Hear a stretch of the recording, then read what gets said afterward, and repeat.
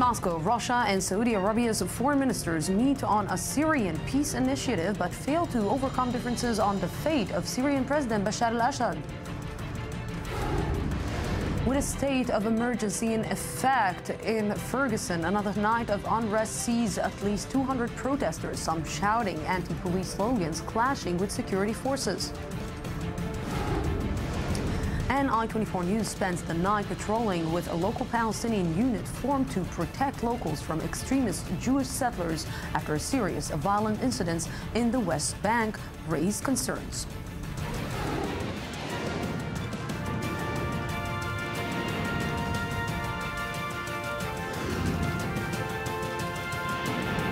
The News Today with Lucy Aharish.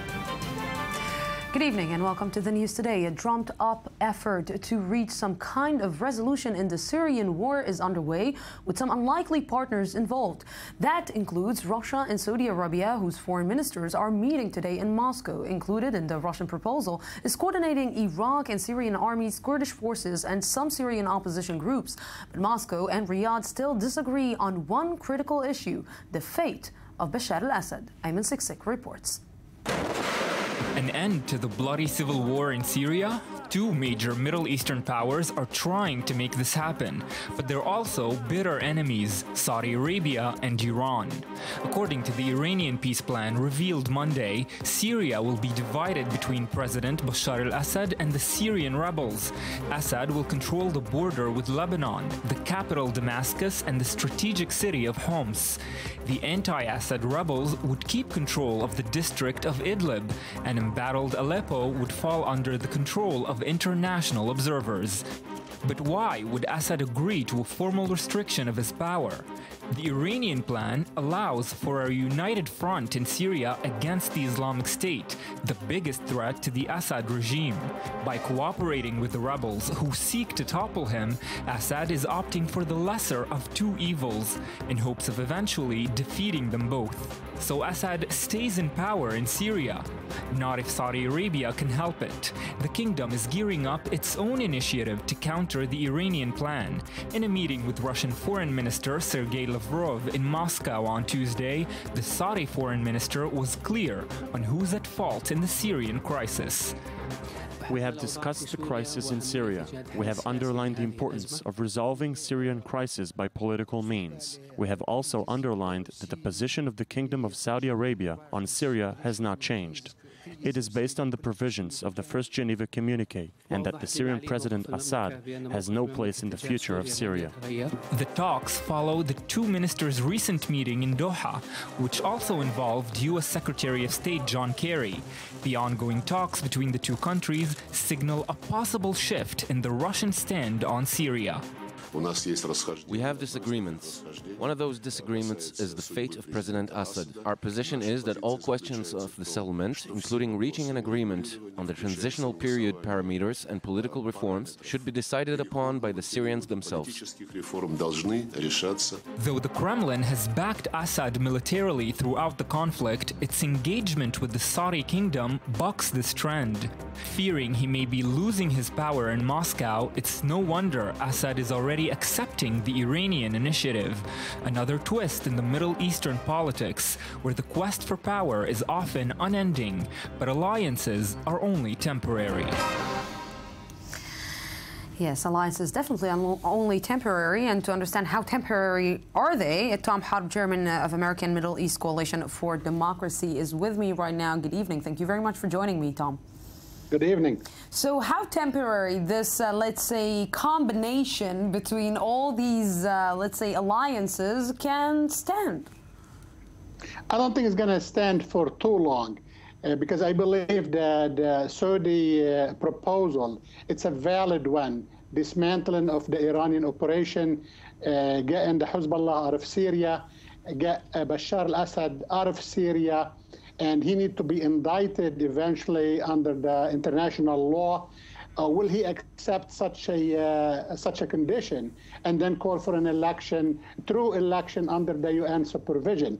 Would all of this take place in Syria? I am not sure the Iranian, with $150 billion now been enforced by the Western nations, will give up their leverage over Syria, because at the end of the day, the Iranian, they want part of Syria, and they want to get all the way into Lebanon and have a direct line from Tehran to Beirut. Mr. Harb, Tom, let's try to understand what stands with this, let's say, shift of policy from one stand in the United States said that it's not supporting Assad to now maybe deciding to support Assad with Russia, with Saudi Arabia. It seems that maybe the Americans understand something about what is happening in the Middle East, about the Arab Spring, about maybe that taking out the leaders, taking out the dictators is not actually going to change the situation on the ground, maybe even make it worse. Well, really, we need to look at the United States and here into two parts: the American people and the Congress and the Obama administration. The Obama administration went and did it alone without the support of the American public, without the support of the Congress. Therefore, they are going to fail. We do not have a crystal ball to understand why the Obama administration is doing what they're doing. But all what we know historically for the last 4 or 5 years, any condition or any statement he made regarding the Middle East had failed. From Yemen being a perfect condition getting rid of terrorism, Yemen failed completely.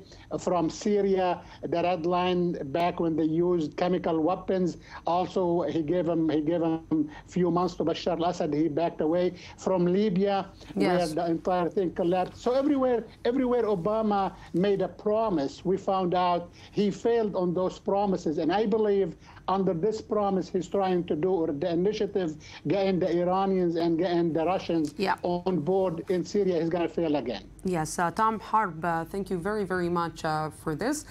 And with me right now here in the today's Middle East editor for Israel Public Radio, Iran Zinger. Good evening. You know, let's try to differentiate between the two sides. What Iran wants, what Russia wants, and how come they don't want the same thing? Well, eventually, they almost want the same thing, but you're totally right that there are some differences. When it comes to the Iranians, they're saying, we want Bashar to remain in power. We need Bashar. Bashar is the man to fight ISIS. He is the right address. He can be part of this coalition, this alliance against ISIS. The Russians are saying, well, we have no problem with the Syrian regime, but we do feel that let's say some of the Arab or some of the Syrian people and some of the Arab countries in the Middle East would not like Bashar to remain in power. In other words, I believe that the Iranians and the Russians are finally coordinated when it comes to the Iranian initiative to put an end. The thing is, what's the difference between the Iranian-Russian or the Iranian-Russian-backed initiative in front of the Saudi initiative? Exactly, and how come with everything that you're saying right now, where is the United States dance is standing? Because once it didn't want Bashar al-Assad and it said that he is committing crimes against humanity and he should be removed from his position, and then afterwards we're seeing some kind of a shift by John Kerry saying that maybe Bashar al-Assad should stay. And now with these initiatives, how is the United States going to settle this dance? Do you remember what President Obama said about the crisis in Libya? He said, we're leading from behind. This is the exact thing the Americans are now doing in Syria. They're leading from behind. They will let the Russians, the Iranians, and the Saudis to talk or to negotiate about the initiative in Syria, and eventually the Americans will agree with the result that will happen here. The thing is, there are two major differences between the Iranian and the Saudi initiative. The Saudis are saying, Bashar al-Assad is not part of the solution. He is part of the problem. There is no way that we will say yes to the remain of Bashar al-Assad in power. And the Iranians are saying, well, there is another thing that we oppose, because the Saudi initiative is saying, we will say yes to a ceasefire only if the Iranian powers, the Iranian forces get out of Syria, Hezbollah, the Iranian-backed militias, and the others. And the Saudis are saying, we are willing to take out our support from the rebels in Syria only if the Iranians are doing the same thing. So this is the problem here. Just one last question about this specific subject, and then we will move to Turkey. You know, I'm trying to look at the Iran deal, and of course, every time the United States said we were focusing on the nuclear deal, when the United States knew the involvement of Iran in the Middle East, and it knew that it should be preventing Iran from continuing to involve, how much of a present the United States is trying to give maybe Saudi Arabia on, let's say, the name in the name of Syria? You're totally right here. This is the hidden card. This is the mysterious or the secret card that the Americans were holding up until now. Only 2, 3, maybe 4 days ago, President Obama said in one of the interviews, and I think that nobody actually, I think that everybody missed this remark. He said, once there's a deal with Iran, it will be much more possible to reach a deal regarding Syria. This is the secret part of the Iranian deal. The Americans are saying we are now able to talk about Syria, and we are pushing harder when it comes to Syria. But what they don't say is that we support Iran. The Americans are legitimizing the Iranian regime for putting an end to the crisis in Syria, or let's put it in other words. There is no American power or American force in the region, but we can let our new friends, the Iranians, to take over it. Amazing.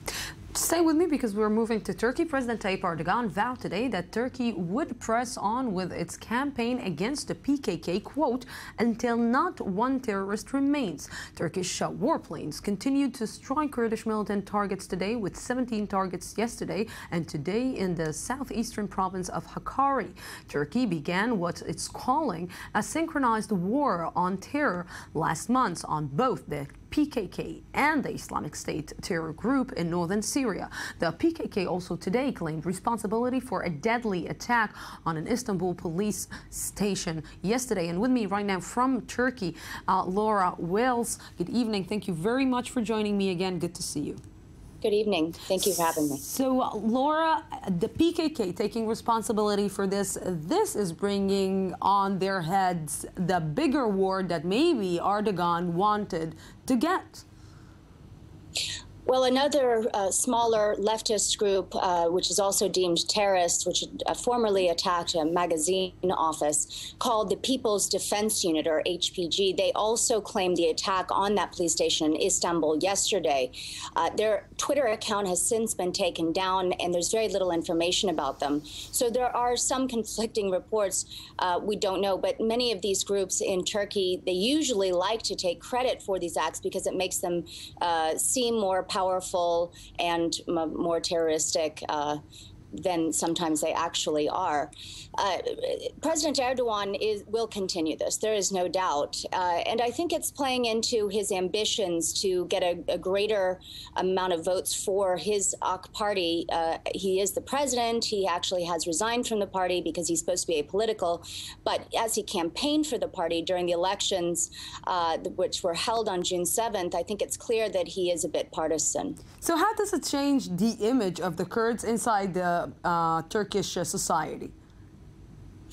Well, the liberals had really been warming up to the Kurds in general with the peace process. Also, they were very sympathetic to Kobane and the Kurds that were fighting ISIS there. Let's say some of the moderates, which are still considered very liberal in Turkey, they also were having some great sympathies. There were a lot of non-Kurdish voters for the HDP in these recent elections.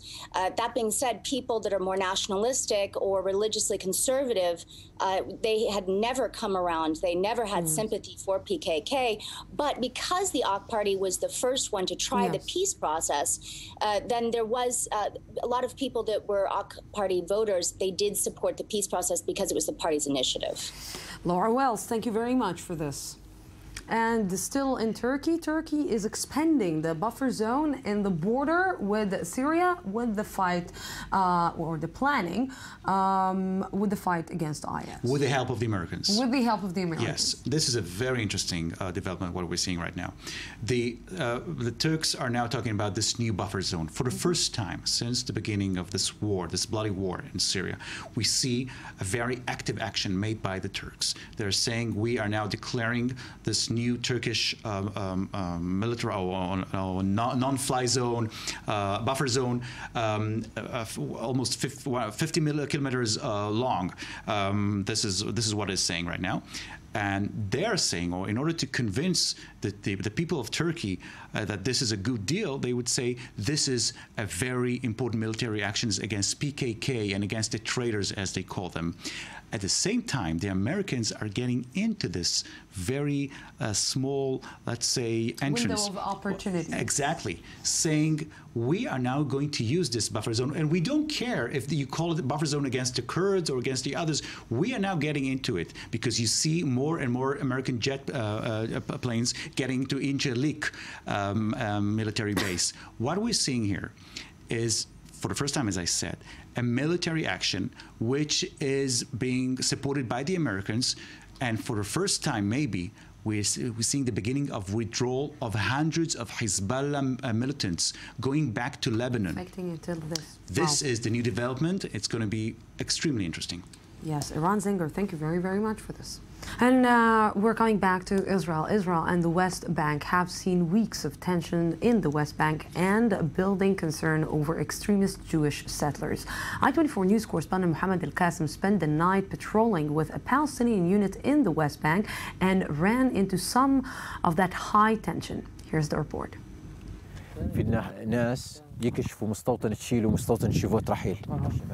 Thayer is a local activist and a leader of the local protection units in his village of Karyut in the West Bank. His men armed with sticks, flashlights, and mobile phones. The idea of local protection units isn't new to Palestinian villages, especially south of Nablus in the West Bank, where the largest concentration of settlements can be found. The village of Douma in the West Bank is creating its own local protection units 2 weeks after the deadly arson attack that took the life of Saad Dawabshe and his 18-month-old toddler Ali, who was burned to death at the hands of extremist Jewish settlers. Extremist settlers have become increasingly aggressive with their attacks on villagers. What is it? They attacked boys and girls. The girls started screaming. We ran towards them. They came from here. We chased them to the light. Flares lit the sky over Karyut, possibly fired from a neighboring settlement, likely to scare off villagers from getting closer. This woman was walking back with her 6 kids from a wedding when they came face to face with an armed settler. Her daughter Sadiqa became hysterical, traumatized by the experience. We were coming back from the wedding. When they saw us, they hid under the olive tree and pointed a gun at us. Villagers in their homes act as an early warning system. Then, the local protection units are the iron dome of the village, intercepting any settler infiltration. But tonight, no one was caught except these beer bottles. Thayer claims they were left behind by settlers for a reason. They are sitting between houses drinking. Here is the proof. Some villagers here say to protect their homes, they either had to borrow money to install metal bars on windows or sell their entire year's harvest of olives to build fences around their homes. It is incidents like the one that took place tonight, where the job of these local protection units becomes so essential to the protection of the villagers. The Palestinian Authority cannot enter these villages without prior consultation with the Israeli army, but it still does have responsibility there and share blame for the situation. First, we need moral support. We need lights, phones. That's what local protection units need, in addition to international media and legal follow-up. This area in the West Bank is home to 12 Israeli settlements and 37 illegal outposts, according to Israeli law. occupying top hills overlooking Palestinian villages. And just like oil and water, the two can never mix. Yes, and with me right now here in the studio is correspondent Mohammed Al-Qasim, who came back from this patrolling, let's say, tour. Mohammed, you know, we're seeing this situation, and we can say maybe that the Palestinians just learn from the best. They learn from the settlers themselves, who are sometimes protecting. They have their own patrolling units. They are protecting also themselves from Palestinians who are trying to get into their villages. This is, you know, I don't want to say coexistence, but this let's say, way of coexistence is actually the way of violence. It's basically learning from the enemy, learning from each other. If you shoot at me, if you do whatever you do to protect yourself, I'm going to learn from you and implement your ideas.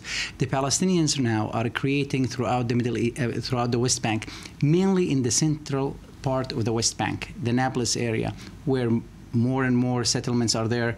The hardest, most extreme settlers are there. They're creating, committees to protect their villages. Yeah. They're made up from local youth, local Palestinian men. They carry sticks, they carry phones, they carry flashlights. They go from 9 o'clock until about 4 or 5 in the morning, just monitoring the villages. And they communicate with other Palestinian villages in the area. Last night, when we were in Qaryut, the people of Kusra came as soon as this attack happened to check and lend hand to the people in Qaryut. And something else that you're bringing us for, I think this is something that you've been hearing a lot lately, is the criticism that the Palestinians have on the Palestinian Authority. We started to hear this more and more, especially after the Duma incident. Palestinians, the PA always uses Area C as their excuse. Well, this is Area C. We don't have full authority over it. Only we have to coordinate with the Israeli army to go in. Well, Palestinian residents are saying, fine, if this is your excuse, we believe you. But at least provide us with phones, provide us with flashlights, provide us with the basic means that we are able on our own to protect ourselves. Yeah, but how can you protect yourself when you are standing in front of a gun like just this small girl? Mohammed Al-Qasim, thank you very much for this. You're welcome. And we're going to somewhere else where violence is maybe something of a daily basis. Unrest is still filling the streets of Ferguson, Missouri, with the continued protest marking 1 year since the death of unarmed black man, teen Michael Brown. With a state of emergency in place, overnight police clashed with demonstrators, with several arrests made. Ori Shapira has the story. Another night of unrest in Ferguson, Missouri, following exchanges of fire that left one man in critical condition. And a year after the death of African-American teen Michael Brown by a police officer who never faced criminal charges. Earlier Monday, authorities declared a state of emergency in the city. I strongly condemn the violence that was perpetrated against the community, including the police officers in Ferguson last evening. But protests continued overnight. At least 23 people were arrested. But the tension and outrage was extended beyond the police force. Some half a dozen residents, all white men who called themselves Oath Keepers, were seen walking around the streets carrying automatic rifles. They claimed to be there to protect a media organization, but their presence raised the anger of African-American residents in town. You and people who look like you, white males, have the sovereignty to take advantage of the Second Amendment and walk around with assault rifles, but we can't even stand out here and assemble peacefully and exercise our constitutional right to do so without being gassed, maced, and arrested. What's your perspective on that? What do you think about that? I don't have a perspective. The death of Michael Brown and other victims in similar cases sparked outrage across the U.S. over the last year. It also created a nationwide movement protesting police brutality against minorities. And with me right now here in the studio is Dr. Udi Zilmer, Associate Professor for Political Science at the Tel Aviv University. Good evening. Good evening. Until when? Until when we will see these demonstrations? Until when someone, because, okay, everybody's giving condemnations about what happened, everybody's saying that this is wrong, that something should be done, but something is not actually being done on the ground? Just talks and no action. Well, there is some effort, but the problem of segregation has very deep roots, okay? So just to give you an idea, let's start with segregation in housing, for instance, okay? The fact that there are certain neighborhoods which are predominantly African Americans and others that are predominantly white. So the St. Louis area is at the top 10 most segregated cities in the United States, in cities where you have a large population of African Americans. How segregated it is? To make it less segregated, or to make it equal, you would have to relocate about 70% of African Americans and about 70% of white Americans. Like to exchange and change people's houses. So now let's think about it. Would the African American agree to move, and would the white Americans will agree to move to live next to an African American? Okay, so there's various. So for instance, there's voucher systems, voucher programs that try to help or to make incentives for people to move. But we have to remember that moving or not moving also translates to many other things. Doesn't stop with housing. So for instance, if you live in a predominantly white neighborhood in this area, Ferguson and St. Louis, you have a life expectancy of 85 years. Okay, more or less. Your median income would be about $90,000 a year. Okay, if you move a mile and a half to the predominantly African American neighborhood, life expectancy would drop by about 15 years. Okay, which brings you much closer to certain Middle Eastern countries that we know. Okay, and we're not talking about Israel. Okay, yes, and the median income would drop by about 75%. Okay, so and this of course translates to education, right? If you live in an African American neighborhood, some of them you are likely to maybe make it to high school, maybe finish high school, but that's it. You're very unlikely to make it to college, and your social mobility would be stopped. Okay. We're in 2015. How come it's still happening? How come education or educating people against racism and not judging one another based on your color, how come this is not the first target that the United States is trying to reach right now? Okay, so I mean, there's different levels, right? So there's the federal level, there's a state level, there's a local level. At least at the local level, there have been some attempts. So, for instance, the chief of police is now an African American. The chief of police in Ferguson is now an African American. The entire court system. So, one of the problems in Ferguson was the fact that African Americans were unproportionately likely to be fined based on things like traffic violations. Okay, and then the fines would cost them a lot of money. This would be a major source of income for the city. So now there's legislation that limits that and, for instance, would convert their fines to community work. So there's all sorts of attempts at the elite level. There's attempt at the grassroots level, right? We're aware of Black Lives Matter, right? That's one movement. Or Cop Watch, that's another movement. So those movements work, but these things are not going to happen overnight or even over a year. This is a project for years. This is probably the challenge of civil rights in America in our time. Definitely. Professor Dr. Udi Zomer, thank you very, very much for this. And we're going out for a small break, 2 minutes, and I'll be back for the second part of the news today. Don't go anywhere. 2 minutes, and I'll be back.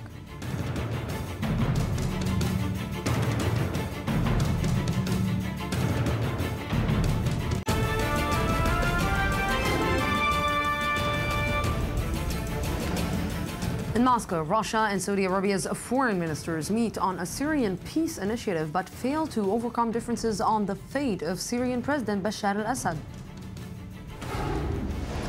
With a state of emergency in effect in Ferguson, another night of unrest sees at least 200 protesters, some shouting anti-police slogans, clashing with security forces.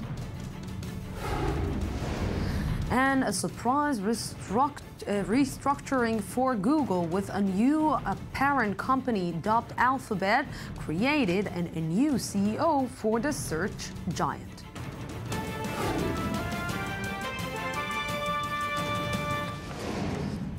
Welcome back to the news today. Another debt deal reached for Greece today, but its third bailout deal is being called a technical agreement in principle, but by the European Commission, and not a political agreement. What does it mean exactly this time around? Ahmed Siksik has the details. What we have at the moment is a technical level agreement reached by the staff of the institutions and the Greek authorities on the ground following the weeks of negotiations. What we don't have at the moment is a political agreement, and that is what we would need. A technical agreement for a bailout in Greece, but one it badly needs nevertheless. Up to 86 billion euro in aid. That's the amount of a third bailout deal the Greek government reached Tuesday with its international creditors. Following 20 hours of negotiations in Athens, the country announced that on its part, it will employ harsh austerity measures, much contested by both the Greek people and members of the Greek government. Agreements are still pending the final seal from the Eurozone's prominent powers. President Juncker has been in close contact with the teams on the ground.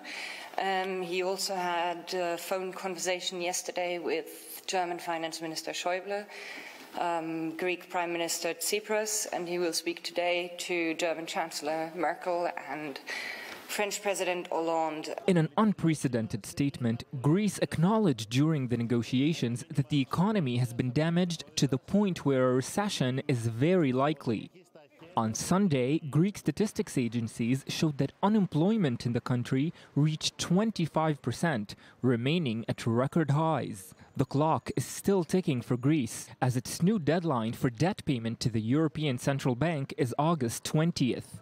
Greece has been holding marathon talks with creditors during August, as it is now required to pay 3.2 billion euro to the ECB in less than 2 weeks. And with me right now here in the studio is Dr. Alex Cohen, value creation expert at the Academic College of Tel Aviv. Good evening. Thank you very much for coming. Good evening, Lucy. $2.1 billion. It's just like how, from where they're going to find the money? Another loan? Exactly. Oh, so basically, the Germans are going to take out $85 billion euros over 3 years, and they're going to pay themselves the payment that they are due to receive next month. So in 2 weeks, okay, we're seeing this deal. This deal basically is the deal that they signed for at the beginning, or this is just like they're saying technicalities or something that we missed before? Well, I mean, the irony of the thing is that the Greeks said, we are not going to pay it. Basically, fuck you. They had all the Greeks voted against it, and nevertheless, they have no choice. They're talking about the recession. The recession is certain. And so what they have to do is they need to get more money from Europe in order to pay back Europe and the International Bank and things like that. So if we're basically looking right now at this specific situation, they have to pay back the money unless what? What will happen if they otherwise, they would be bankrupt. Okay, now, bankrupt. So all the deal will go to the trash? Well, you would not. No, but it will be easy. They will get the money and they'll pay it back. So it's as if you gave me exactly the same situation like before. Absolutely. Absolutely. It buys them some money to get out of it. Just a nice headline. Yes. Okay, just stay with me here without the F word.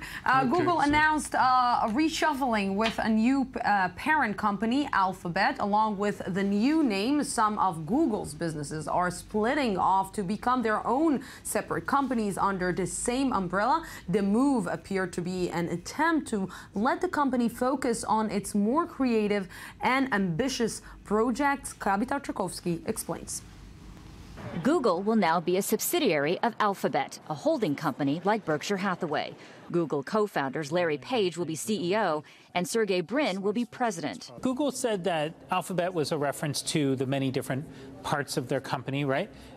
The other thing also is that they say it's an alpha bet. It's the best bet they can make, right? They see this as really the future of what Google needs to be. Longtime Google executive Sundar Pichai becomes Google's CEO, which will be one of several companies under Alphabet.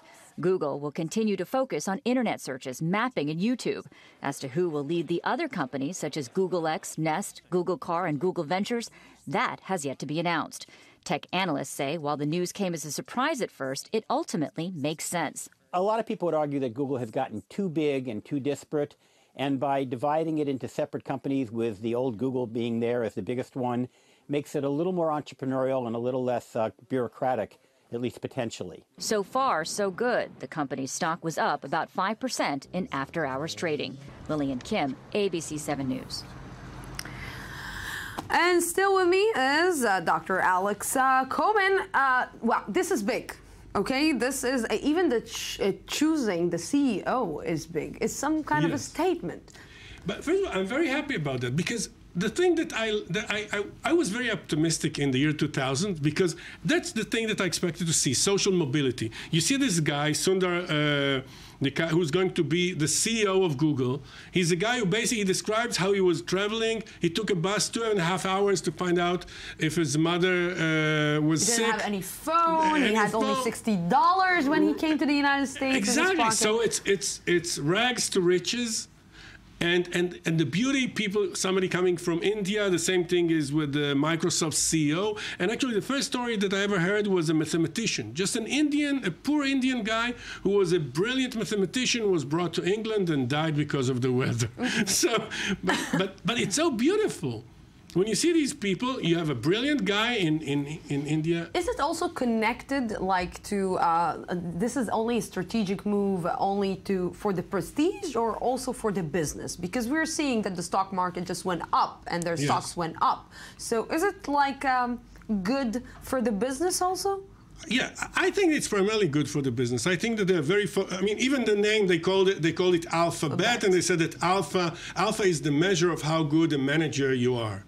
Beta is how good the market is. So they're basically saying it's alphabet, but we want to bring money. So money is really a thing. The problem is that Google, on one hand, has Google the search engine, which makes huge amounts of money. Actually, many television channels are complaining that advertising money is going to Google instead of going to their programs. And on the other hand, they're financing projects, visionary projects such as self-driving car, things of the sort. How much control do they have right now on the business world or on the, let's say, media world around the world? Well, in advertising, they have massive control. Facebook is fighting them. There's a big fight, but I think that still Google is much more powerful. Do you think that there will come the day when Google will buy Facebook? No way. There's too much animosity between the two organizations. I cannot believe that. It depends if you offer a good amount of money, Alex. This is how you should, and this is what you should give me. Well, with a good check on the table, check, maybe it's everybody sells out. Everybody sells it. Maybe especially maybe. Okay, I'm not going to finish the sentence. We said enough in the economy for today. Alex Cohen, thank you very, very much. Always a pleasure. Thank you. Okay, home ground terror is an issue much of Europe is dealing with and struggling to fight. New statistics reported by the French Le Monde newspapers put new numbers to that, with 1 out of 7 French jihadists killed fighting abroad. What does it mean exactly? Joseph Emmanuel and Ayman Siksik have more. 1 French jihadist out of 7 killed each month in Syria. French citizens, converts to Islam, or Muslims by birth who have decided to participate in the sinister ambition of the Islamic State terror group. 20 years ago, the big sister of IS was Al-Qaeda, recruiting largely at the heart of the Muslim world. The Syrian civil war and the chaos in Iraq changed reality in the region. Today, IS recruits its so-called fighters from the borders of Syria and Iraq, but also heavily from Europe. With its recruitment campaigns and adept use of modern media, the terror group presents what it calls a caliphate as the savior of so-called real Muslims from the forces of evil. Propaganda effective in attracting young people from around the world. Since the start of the Syrian war, over 900 French citizens have been seduced by it, traveling to Syria to fight alongside jihadists. According to the latest report from the French Interior Ministry in late July, there were almost 500 on site, 126 of them losing their lives. Unsurprisingly, minors have paid a heavy price, with dozens of French infants estimated to have been taken by their parents to populate this new jihadist land. While the number of French citizens in Syria has increased nearly 50% since last year, the death toll rose by nearly 300% to a monthly average of 7 deaths per month. And according to the UN, over 100 countries around the world have supplied 25,000 foreign fighters to IS. For several reasons, France has become one of several countries not bordering Iraq, along with Russia, Morocco, and Tunisia, whose total contribution approaches thousands of men since the beginning of the conflict. The one question being posed, how many of these jihadists will return to France? And maybe to try and answer this question with me right now, Senior Middle East Analyst Ali Wakad. Good evening. Good evening, Lucy. Eventually, they are all coming back?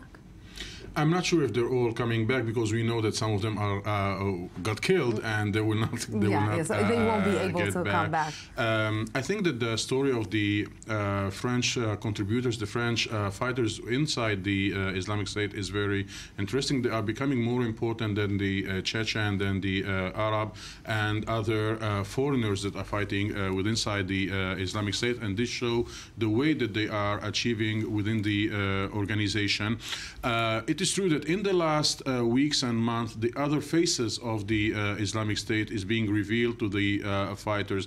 The fact that it became an institutionalized organization, a power organization, a ruling organization with huge budgets in some areas, and frauds and stealings from the leaders of the organization that disappear with amounts of money. And the question that some jihadists are asking themselves, did we join a revolution or did we join a ruling party, a ruling organization that is stealing money, that is suffering from corruption? And this is one of the reasons that some of them decide to get back. But we should not forget, Lucy, that they might getting back as part of a decision of the organization to encourage attacks within their homelands. There is, you know, when you're coming to a new place, maybe your background is important. Maybe it changes the way that people are looking at you, the prestige that maybe you get. And I'm asking myself if when these youngsters are coming into Daesh or coming into ISIS, is the background really important from where they are coming from? It's like, for example, if they're coming from France or if they're coming from England, is there a different, let's say, treatment? They're treating them in a different way, in a better way, because they're coming from the West? I don't think that they are treated in a different way. I do think that the Islamic State gave importance to the fact that they are coming from Western countries in which the Islamic State is planning at a moment to operate in these countries, and besides, they have a major role to help the organization to recruit in Europe, which is considered as more difficult than the Arab countries, whereas other members of the Islamic State can more easily find militants that will be responsible for networks of recruitment in these countries. I don't think that here also there is this class difference between the Westerns Muslims and the Eastern Muslims, but yes, the fact that they are coming from Europe and some of them from the United States, and the fact that the Islamic State is giving an importance to these region gave those people some importance. And after Charlie Hebdo and after the Hyper Cacher terror attacks that we saw in Paris, do you think that if somebody can actually prevent them, or maybe they are able to prevent them coming back to these countries? This is a big question, because when they come back, they were not going to go back to the work or to their universities or to the street. They will be arrested by the French security services or other European services. And the big question is the number of those who succeeded to infiltrate their homelands back, and they are now responsible for networks that should carry out attacks in Europe when the order, when the instructions are given from Syria or from Iraq. I think that this is the big challenge. And by the way, some Arab countries accuse the European countries that they are not really contributing to the fight against the Islamic State, because they prefer, as Putin admitted publicly, that we prefer them staying there, fighting there in Syria and in Iraq, than getting into their homelands and bringing all the experience they gained in the last 3-4 years. Yes, Ali Wakad, thank you very, very much for this. Tonight on I-24 News Defense magazine, former Director General of the Israeli Atomic Energy Commission, Uzi Eilam, speaks on nuclear arms races and the Iran nuclear deal, and had some really interesting and surprising comments about the deal the Israeli government has landed. There is much more promise in this agreement than alarm. And I think that the way to assure that Iran will not go on and develop the nuclear arms is for Israel is to cut back to the very intensive cooperation, very close relations with the United States, and in this helping to reassure that the agreement is kept as it is, and that Iran, at least in the next 10 or 15 years, will not get closer to anywhere of having the weapon. And for the full show, just tune in right after us at 1840 GMT. And we're going to Fukushima. For the first time since the 2011 nuclear disaster at Fukushima, Japan has reactivated its first nuclear reactor under new safety rules. All the country's nuclear plants were gradually shut down after a series of meltdowns at the plant sparked by the tsunami and earthquake. Uri Shapira has the story.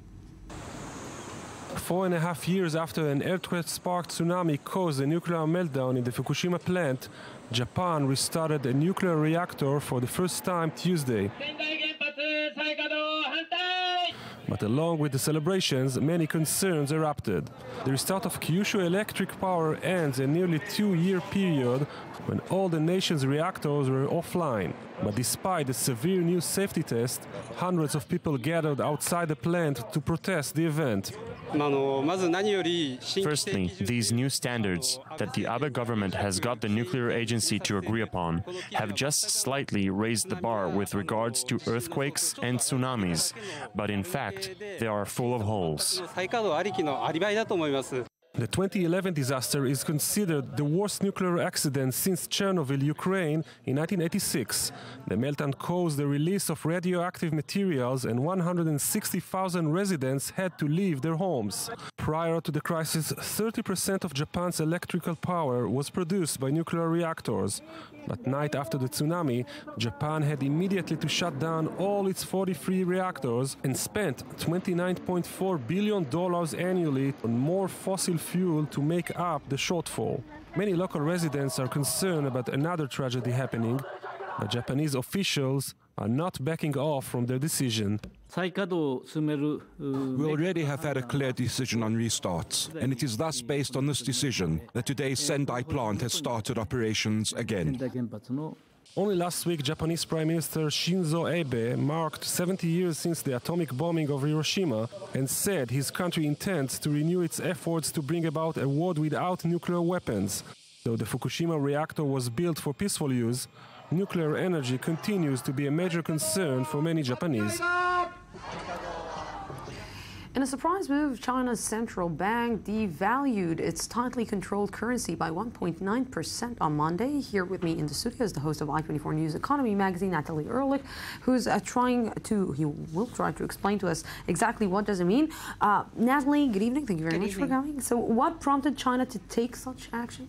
Indeed. This is yet another aggressive move that we've seen the central government of China in Beijing take this summer to prop up the economy. We've seen a series of very bad economic data coming out of there from retail sales, manufacturing, and now over the weekend exports dropped 8.3% in July from a year ago. And so that's very unsettling to the government there.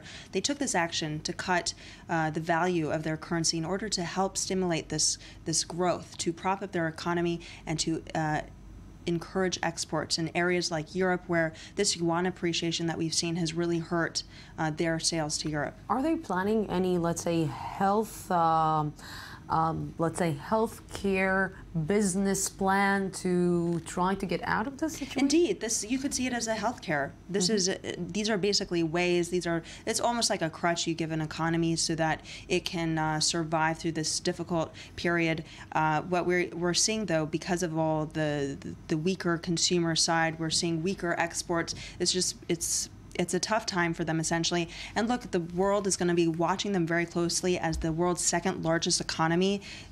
These numbers are very critical, not just for China, but for U.S. growth, for European growth, Israeli growth. This is a really critical economy that we're watching. You're talking about the U.S. growth. How much the U.S. economic growth right now that we're seeing in the United States is affecting China? Well, look, it's more competition on the world marketplace here. You see the U.S. dollar strengthening. You see just the U.S. side, the consumer side strengthening. This is all. This makes it more competitive for China here. So this is, a nice time for Americans who, over years, have suffered from the financial crisis. And China was the one that was propping up the world economy. We're seeing this big shift here. So perhaps we can. How much is the oil prices are affecting China? Well, I would say that, because it's the commodity, it's very important here. I believe that they do use a lot of them. It's a huge injection here that they must use in order to keep their economy running. And because the prices are very low, I would say that should be helping China, but that's not something that we really should be looking too closely at the moment. At the moment, yes. Natalie Ehrlich, thank you very, very much. Thank you so much. Thank you. And we're in Albania, former communist Albania's most secretive military base. The strategic Sazan Island on the Adriatic Sea has opened its derelict bunkers and tunnels, hoping to turn it into a top tourist draw, where Shapira has the story of an old island newly discovered. A secret island hidden from the public eye, and now becoming a tourist getaway. Welcome to Sazan, Albania, once a communist military base and now opening its gates to tourists. This is an island which can reflect the communist Albania, a beautiful area but surrounded by barbed wire, bunkers, military installation, and totally isolated from the world, thinking that it's going to be attacked but has never been attacked. So in a way it represents the past of Albania. This tiny island of only a dozen square kilometers has a rich history that goes back to the 3rd century BC. Over the years, it has been occupied by several kingdoms, including the Roman Empire, the Ottoman Empire, Italy, and even Germany. At the end of the Second World War, the country fell into the hands of Enver Hoxha, an extraordinary communist leader who was terrified of Western invasion. Under his regime, more than 700,000 bunkers were built in Albania, 3,600 of them in Sazan. Along with them, kilometers of tunnels were built underground. We thought about nothing but war 24/7 and defending ourselves against the enemy. 25 years after Albania became a democracy, the authorities decided to clean up the derelict island and to turn it into a tourist spot. However, the head of the national agency in charge of the coast explained that the island will also still be a military base, perhaps because it's still hard to bury old fears. Now let's talk a little bit about sports. Jonathan Reagan. Hi, I like to talk about sports. Yeah, we love to speak about sports. This is why, are you here for sports? Sports, flashes, you name it, I'm here. Okay, so European Super Cup. Yes, the problem with winning so many trophies as Barcelona did last year is that they have to play in so many special events. So they play in the European Super Cup tonight against Seville. That's in Tbilisi, Georgia. The game starts in about an hour. On Friday, in Bilbao, Spain, they play in the first leg of the Spanish Super Cup, and then 3 days after in Barcelona in the second leg. All that before the season even begins. They played 3 games before the season started? Yes, that's after all the friendly games they held so far. Tonight against Seville, the European Super Cup. Barcelona, of course, as always, every time they play their favorites. And then, on the other hand, Seville, they have been performing very, very well. A Spanish derby, again, in the European Super Cup, shows the domination of the Spanish league. in Europe. I know some fans of the Premier League are very angry at what I just said, but nobody can be angry at you, Jonathan. Of course, of course. No. Michael Phelps. Yes, he has been dealing with a lot of problems since the London Olympics 3 years ago. He's banned from participating in the World Championship of Swimming that are held now in Kazan. Now, he is competing in the U.S. in the 100 meters butterfly, one of the most prestigious races. His time here was a tenth of a second better than the time that the world champion did in Kazan. His time is 1 second faster than the one which gave him the the gold medal in London 3 years ago. So despite all the troubles, the 18-time gold medalist, the most successful Olympian of all time, is saying loud and clear, I will be going to Rio and I will challenge the whole world there, and you'll see that I'm just as good. That's basically what he's saying. It's Michael Phelps. It's Michael Phelps. Tenth of a second? A tenth of a. It's a lot in swimming. It's 100. It's a lot. Yes. Really? Yes. They judge things by hundreds and thousands of a second. So 1/10 of a second, faster than the world champion is very, very fast indeed. Details. Yes. You sports people. Okay. What did you bring me? It's not flying people, but it's an inspirational story. Don't be angry. Forest Green Rovers. They aim to become the world's first green football club. You see all these solar panels? Oh. They power the lights. Yes. What else do they do? They're all sufficient lawnmower. It's a robotic lawnmower. He does everything by himself. He's a robot, and he's completely powered by the solar panels. Of course, the solar panels are also supposed to light the stadium, but it's England. There's not enough light for that. But there is enough rain, so the grass there he is, the lawnmower. Oh, can he cook? Yes, I'm sure he can. But grass, that's what he picks. So I'm not sure how good it is. And he can coach the team. Yes, he can do a lot of stuff. We need something like that here. Yes. Yeah. Clean the floor or something, and then do something power-based. Do you want to change me? Yes. Jonathan Regev is just going to stay here to update you with the news updates from the news desk, and I'm going out for a break, and I'll be back after the news update.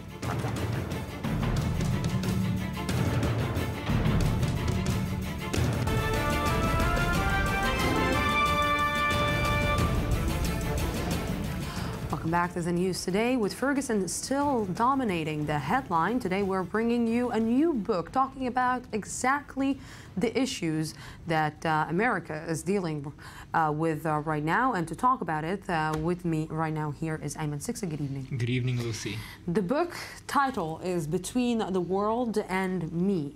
The division between the African American and white people in the United States is just continuing to grow.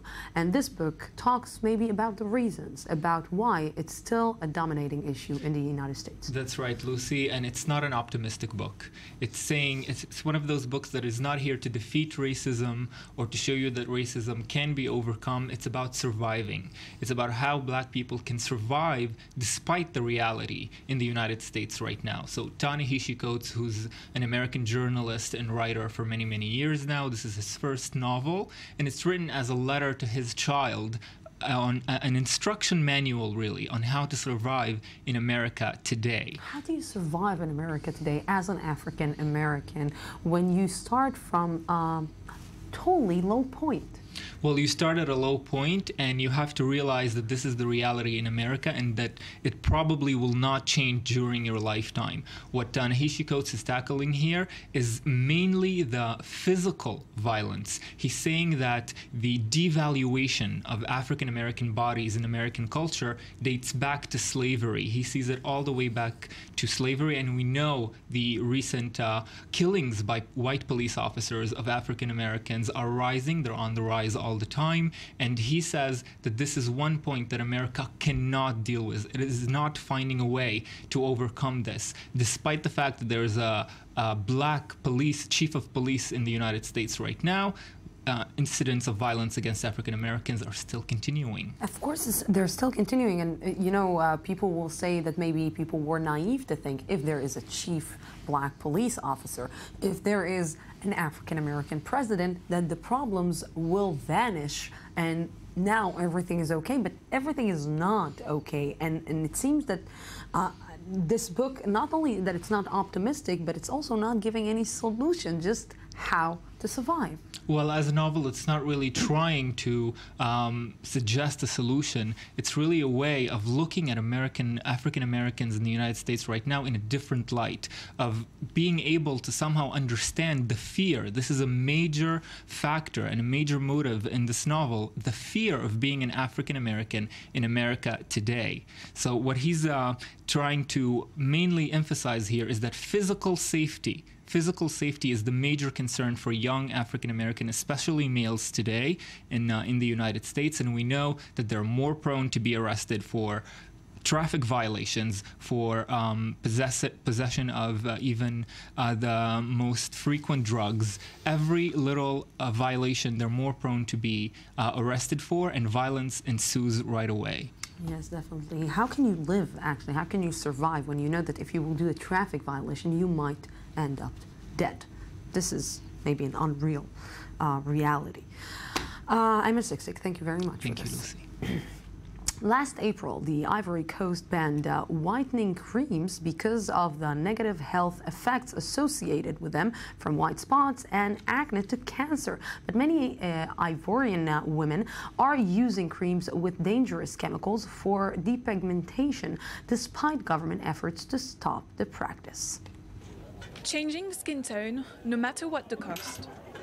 In Abidjan, as in other African cities, many women want a lighter skin. Florence is a hairdresser and prefers to be pale, despite her natural tone. I like fair skin tones. I like them. I don't want to blacken. I just don't want to. Like Florence, a huge number of Ivorian women whiten their skin. They are nicknamed the chachos. Some chachos whiten their skin to follow fashion, but others say they're forced by their husbands. It's the husbands who push women to do that. It's not the women who love the product. They are forced into it. Lightening products exist in several forms, like lotions, soaps or creams. Made with mercury, corticoids and hydroquinone, a bleaching agent banned in Europe. These products can cause spots, scars and white blotches, as well as more serious illnesses. The infectious complications can be easily treated, but the complications such as diabetes, hypertension, renal failure, these complications are so severe that patients will need lifelong follow-ups. Last April, the Ivorian government banned skin whitening products, but more than 2 months later, they are still on the market. Tinan is a victim of skin whitening products, and she believes the regulation should be stricter. There are things that are forbidden to sell today that I still see on the market. Personally, I see that regulations are not enough. We also need to educate people. Education as well as sanctions. The Ivory Coast has set up a national committee to ensure that the ban is effective. Women who flout the ban now risk a fine ranging from 75 to over 500 euros. And we're back to the same subject that we spoke with Ayman Siksik about. Social media and citizen journalism are not new in 2015, but they are having an increasingly powerful effect, not just on reporting, but on the overall conversation on social issues. That's been very apparent throughout the year of incidents of racial injustice in the United States, with so-called Black Twitter expressing powerful voices and using hashtags including "I can't breathe" and "if they gun me down." Black Twitter, in particular, has been effective in discussing and bringing about social political changes, but these trends aren't only happening in the United States. And with me to discuss this is social media analyst at the INSS, Orit Palov. Good evening. Good evening. And also Professor of Political Science, Dr. Henny Zbeta. Good evening. Good evening, Lucy. You know, people are trying to, all the time, to affect the society. We're trying to move something in the society. Social media became some kind of a tool, sometimes not a good tool like we're seeing in a lot of cases, but in a lot of times when you are taking this tool and you are using it in a correct way, can you actually affect by making changes, real changes in a society? The question is your voice matters. Exactly. So the answer is, as usual, pros and cons, yes and no. Your voice matter. What happens that in one day, I can tell you from our region, but in general, a third of the population of the Middle East had a voice one day. And not only a voice, they had faces and they had depths of conversation, which means this portion of society became in 3-dimension. Think about what is the portion of society who become 3-dimension. Think about the move from black and white pictures to colorful pictures and into 3-dimension movies. So think what happened to a society who became, empowered. And they had voices and they found those technologies and they found those platforms, and in a place when we lack this democracy and so on, and we have dictatorship, so this is the only probably platform that, one, it's equalizing, it's democratic, and it's the only place in the world when you don't have borders. Exactly, when you don't have borders, and when each and every one of the people, or of the people who are living on this earth, wants to be a journalist and wants his voice to be heard. And if we're talking about limits, we are seeing a lot of times that these voices, not only they don't have borders, they don't have also shame.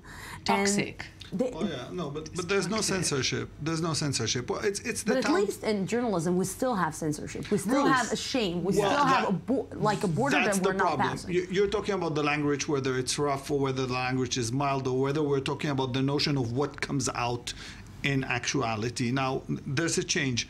A police officer used to come to a person, he would used to arrest him, do whatever he wants to do, and then they would go to court and it's he said.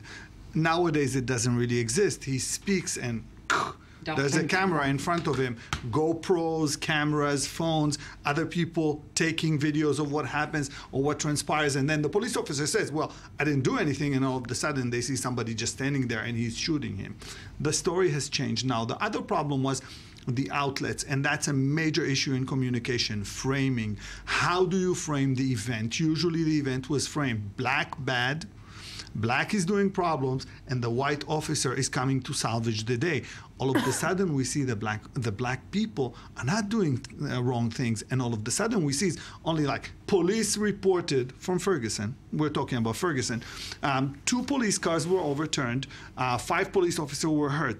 But then you look at the hashtags and you see there are hundreds of African Americans who were bombarded with gas tears, who were hit, who broken limbs, and so on and so forth. The notion is a complete different framing of the discourse. This is the town square. This is what the Greeks were talking about.